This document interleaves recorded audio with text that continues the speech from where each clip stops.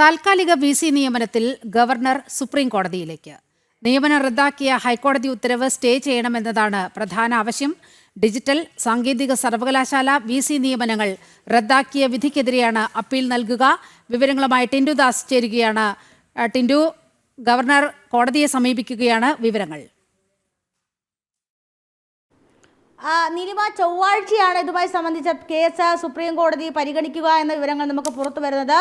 നേരത്തെ തന്നെ ഹൈക്കോടതിയിൽ ഈ സാങ്കേതിക ഡിജിറ്റൽ സർവകലാശാലകളിലെ VC നിയമനവുമായി ബന്ധപ്പെട്ട് അല്ലെങ്കിൽ താൽക്കാലിക VC നിയമനവുമായി ബന്ധപ്പെട്ട് VC നിയമനത്തിൻ്റെ എതിർ വിധിയാണ് ഹൈക്കോടതിയിൽ വന്നത്.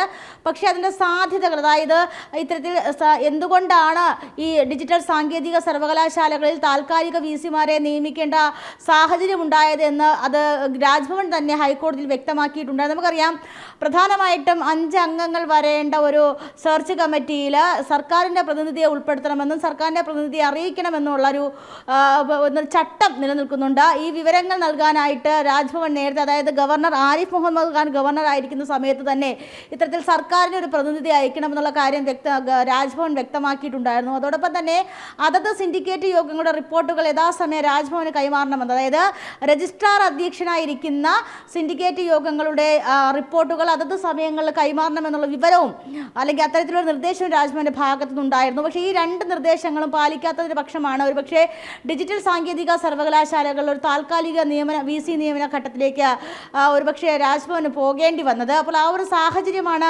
ഹൈക്കോടതിയിൽ വ്യക്തമാക്കിയിട്ടുള്ളത്. ഇത് എന്തെങ്കിലും നിയമസാധ്യത ഉണ്ടോ എന്ന് പരിശോധിക്കാനായിട്ടാണ് ഈ താൽക്കാലിക VC നിയമനവുമായി ബന്ധപ്പെട്ട് ഗവർണർ അല്ലെങ്കിൽ രാജ്ഭവൻ സുപ്രീം കോടതിയിലേക്ക് പോകുന്നത്. അനുകൂലമായിട്ട് തീരുമാനം ഉണ്ടാകുമെന്ന് പ്രതീക്ഷിക്കുന്നു. 2023 സർവകലാശാലകളിൽ 9ഓളം സർവകലാശാലകളിലെ VC നിയമനവുമായി ബന്ധപ്പെട്ട ഒരു പ്രതിസന്ധി നിലനിന്ന സാഹചര്യത്തിലായിരുന്നു ഇത്തരത്തിലൊരു താൽക്കാലിക നിയമന സാഹചര്യത്തിലേക്ക് രാജ്ഭവന് കടക്കേണ്ടി വന്നത്. അപ്പോൾ ആ ഒരു സാധ്യതകളൊക്കെ പരിഗണിച്ചുകൊണ്ടായിരിക്കും ഒരു പക്ഷേ സുപ്രീം കോടതിയിലേക്ക് പോവുക. ചൊവ്വാഴ്ചയാണ് ഇതുമായി ബന്ധപ്പെട്ട കേസ് പരിഗണിക്കുന്നതെന്ന് പ്രതീക്ഷിക്കുന്നു.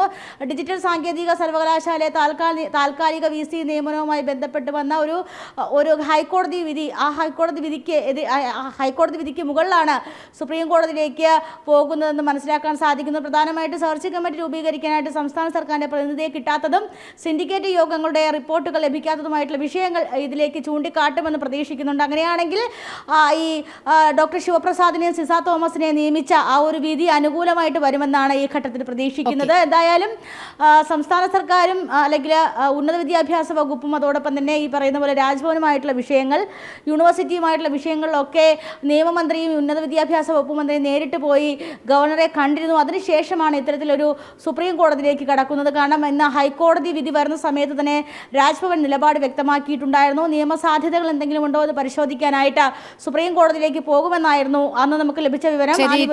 താൽക്കാലിക VC നിയമനത്തിൽ ഹൈക്കോടതി വിധിക്കെതിരെ ഗവർണർ സുപ്രീം കോടതിയെ സമീപിച്ചിരിക്കുകയാണ്. UGC ചട്ടം പാലിക്കണം എന്നതാണ് ഗവർണർ മുന്നോട്ട് വെക്കുന്ന കാര്യം എന്നാണ് മനസ്സിലാകുന്നത്.